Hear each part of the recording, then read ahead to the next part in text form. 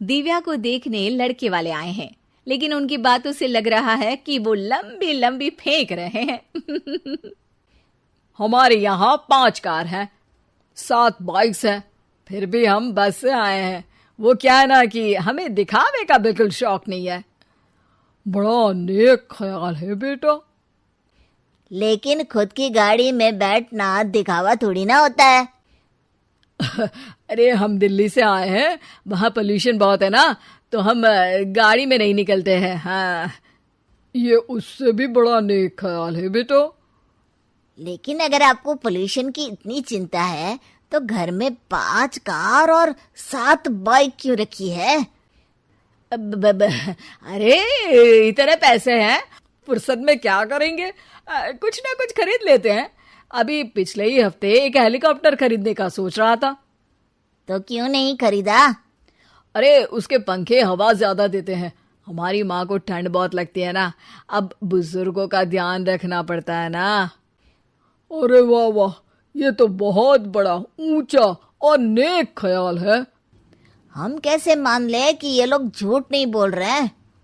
अरे हमारा परिवार झूठ नहीं बोलता।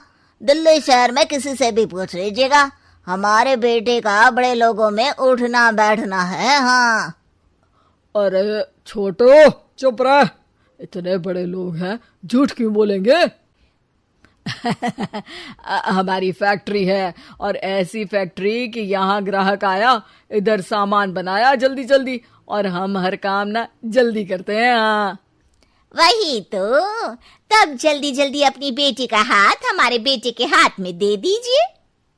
दिव्या के पिताजी दिव्या के भाई छोटू की एक भी बात न मानते हुए दिव्या की शादी दिल्ली के इस फेंकू परिवार में करवा देते हैं। जब दिव्या ससुराल पहुंचती है तब, आपकी कार्स और बाइक्स कहाँ है? मुझे बाहर जाना था किसी काम से। कार और बाइक्स? कौन सी कार और बाइक्स?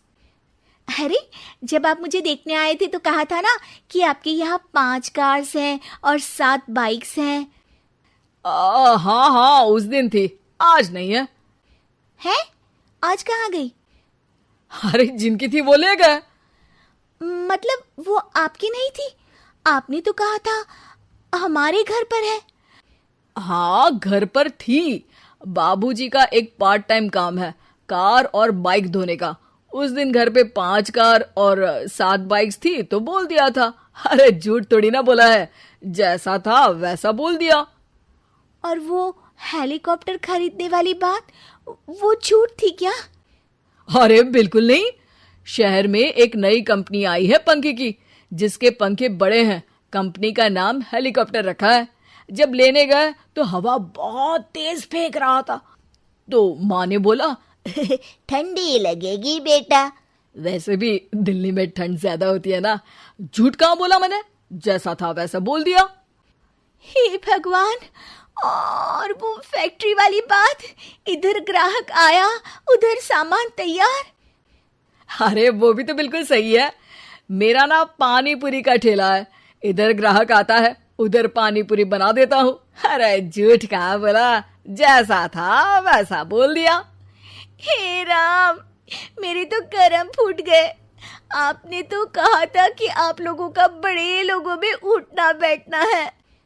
अरे है तो, पहले मैं बहुत बड़े लोगों के यहाँ नौकर था। जब भी कोई गलती करता तो वो मुझसे उठक बैठक लगवा देते।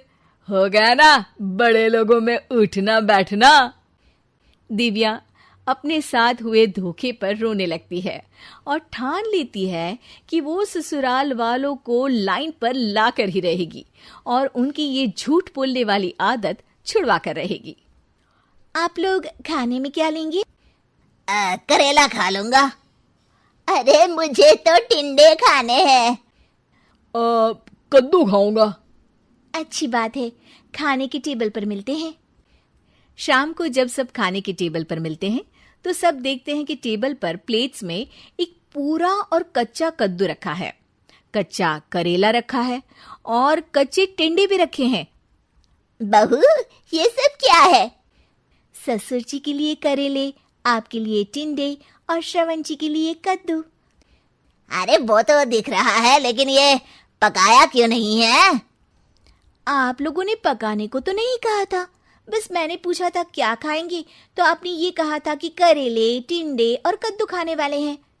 ये क्या मजाक है दिव्या, तुम झूठ बोल रही हो। अरे मजाक कहाँ है, आपने कहा कद्दू खाएंगे तो खाइए, ऐसे थोड़ी ना कहा था कि पका हुआ खाएंगे। और वो आप क्या कहते हैं, जैसा था वैसा बोल दिया, झूठ कहाँ बोला मैंने। दिव्या की बात सुनकर, समझकर सब शर्मिंदा हो जाते हैं और उन्हें अपने किए और झूठ बोलने की आदत पर पछतावा होता है। दिव्या समझदारी दिखाते हुए उन्हें सच के रास्ते पर चलने और किसी से मजाक में भी झूठ ना बोलने की सीख देती है और उनके काम में मदद करके उनके काम को और बड़ा बनाने में मदद करने लग जाती है।